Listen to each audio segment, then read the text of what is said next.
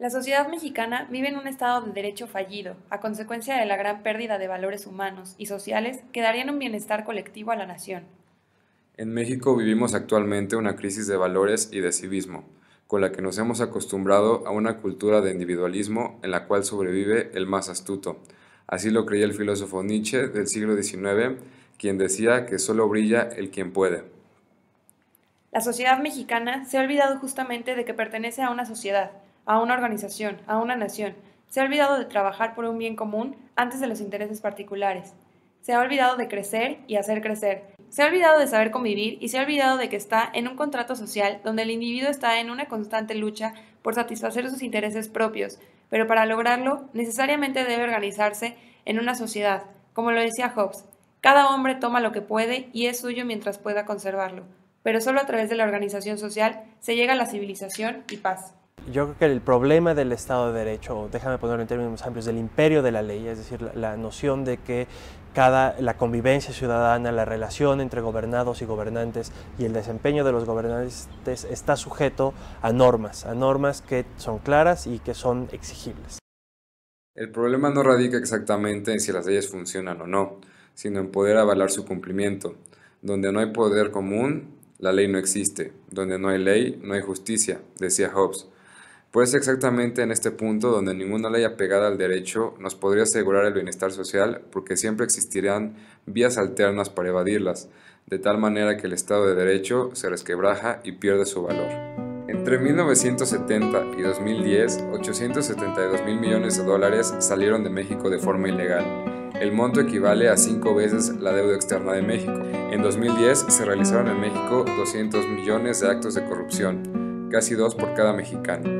En el mismo año se gastaron 32 mil millones de pesos en actos de corrupción, 3 mil millones menos que el presupuesto de ese año para la Secretaría de Seguridad Pública. En promedio, los hogares mexicanos destinan 14% de sus ingresos a pagar actos de corrupción.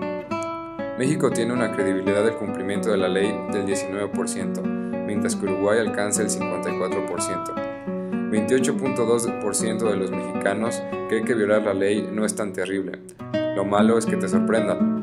68% de los mexicanos que son sorprendidos violando el reglamento de tránsito le pagan al policía para evitar ser infraccionado. ¿Será posible que el individuo logre desprenderse del entorno yo y luche por el descuidado nosotros? Durkheim diría, la función del individuo en la sociedad determina al individuo, pero también el orden de su entorno. Por ejemplo, se introduce una nueva política, digamos, los parquímetros. Inmediatamente se pone en cuestión, en tela de juicio, la capacidad de la autoridad para poner en práctica una ley. Inmediatamente hay protestas en contra de esa ley. Pensemos, por ejemplo, los bloqueos en las calles. Las personas que bloquean las calles están violando una ley, no han pedido permiso, la mayor parte de ellos, para llevar a cabo manifestaciones que desquician la Ciudad de México. Son las leyes las que hay que reparar y seguir ajustando. Tenemos que imponer sanciones cada vez más severas a quienes las incumplan. Habrá que invertir en un circuito cerrado para todo el territorio mexicano a fin de evidenciar alguna falta. ¿Hasta cuándo creeremos que el bienestar social se puede forzar en vez de inculcar? ¿Quiénes son los culpables? ¿La autoridad o la sociedad? Lo cierto es que la falta de valores en México está en todos los niveles, nos afecta a todos y todos somos culpables. La sociedad mexicana ha aceptado vivir en la impunidad, en la corrupción y en la pobreza. En una guerra de todos contra todos, nada puede ser injusto, decía Hobbes. ¿Quiénes deben resolver este problema? ¿El gobierno, las instituciones, los medios de comunicación o la sociedad? Los países más exitosos, los escandinavos, esos que los vemos casi como utopías, esos son extraordinariamente igualitarios. Ese sería el gran proyecto nacional, un gran proyecto donde la dignidad estuviera en primer lugar.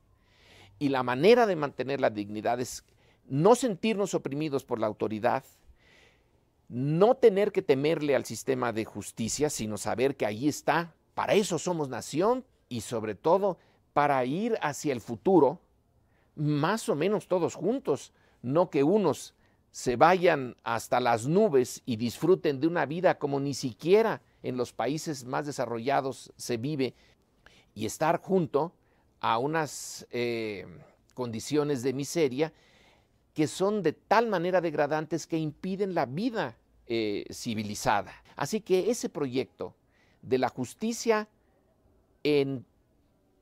con minúscula y de la gran justicia sustantiva con mayúscula, ese es el proyecto para el siglo XXI. Somos una sociedad que puede actuar por sí sola o requiere de la fuerza de un poder para imitar comportamientos que resuelvan nuestros problemas. ¿El poder siempre está al servicio del bien colectivo? ¿A quién le estamos asignando este poder? ¿A los medios de comunicación, a la autoridad legal o a nuestra propia mente? Muchos filósofos que se enfocan al discurso y al poder han lanzado innumerables gritos de advertencia, con los que se pretende despertar a la sociedad del letargo del dominio mediático en el que se encuentra. ¿Qué sería de nosotros si escucháramos estos llamados de atención? ¿Cuáles son los llamados de atención que debemos escuchar? Aquel que tenga poder posee la capacidad de imponer verdades, decía Foucault. Hobbes afirmó, el Estado posee y utiliza tanto poder y fortaleza que por el terror que inspira es capaz de conformar las voluntades de todos los ciudadanos para la paz. Si controlas el discurso de las personas, controlas las acciones. Al controlar sus acciones, controla su mente, postula el filósofo neerlandés Teun van Dijk. Si la sociedad mexicana atendiera estas advertencias y se ocupara en cambiar esta dominación y sometimiento, los beneficios serían exponenciales. México pensaría por sí mismo para beneficiarse a sí mismo, pero siempre mediante el apego al contrato social en el que nos encontramos, siempre teniendo una visión colectiva mediante la que alcanzaríamos los intereses individuales. En suma, los problemas de nuestro país son innegables. Ante la falta de una voluntad asociativa, un líder que vea por la colectividad y un respeto al derecho, la solución infalible e indudable es la filosofía, no como una disciplina que resuelva los retos nacionales de una sola vez, sino como herramienta de una visión crítica nacional, una suerte de faro que guíe nuestro actuar y nos facilite la resolución de problemas mediante un cuestionamiento crítico, la preocupación por los demás y sobre todo la evolución personal que ayuda a que nuestro país evolucione a la vez. La filosofía es intentar nadar en la realidad sin ahogarse. Ahora bien, si nuestro mar está agitado, depende de nosotros no ahogarnos, y si no podemos calmarlo, al menos evitar próximas tormentas.